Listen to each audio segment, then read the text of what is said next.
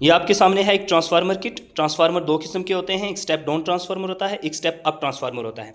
अब हम देखते हैं कि ये स्टेप अप ट्रांसफार्मर है या फिर स्टेप डाउन ट्रांसफार्मर है। हम यहाँ पे देख पा रहे हैं कि number of turns in the secondary coil are less than the number of turns in the primary coil, it's mean it's a step down transformer. जब सेकेंडरी कॉइल में नंबर ऑफ टर्न्स कम होते हैं as compared to primary coil, तो तब ये act करता है as a step down transformer. इस स्टेप डाउन ट्रांसफार्मर में हमने एक डायोड लगाया है D1 और एक कैपेसिटर लगाया है C1, और उसके बाद यहाँ पे एक रेजिस्टेंस है R1, और यहाँ से हम क्या लेते हैं, आउटपुट लेते हैं। और इस एलईडी की प्रोटेक्शन के लिए हमने कैपेसिटर लगाया है C1।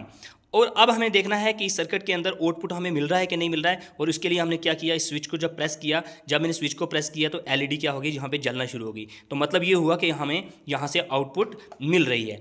अब हमें कैसे पता चलता है कि ये स्टेप डाउन ट्रांसफार्मर का काम कर रहा है। अब यहाँ से क्लियर होता है कि इनपुट में हम देख पा रहे हैं तो इनपुट में 100 to 120 वोल्टेज है, बट मैं आउटपुट में देख पा रहा हूँ कि यहाँ पे हमें सिर्फ 12 वोल्ट मिल रहा है। इसका मतलब ये हुआ कि इस ट्रांसफार्मर ने वोल्टेज को क्या किया है, कम किया है। जब एक ट्रांसफार्मर वोल्टेज को कम करता है तो वो एक्ट करता है as a step down transformer. जब एक ट्रांसफार्मर वोल्टेज को इंक्रीज करता है तो वो एक्ट करता है as step up transformer. Thank you very much.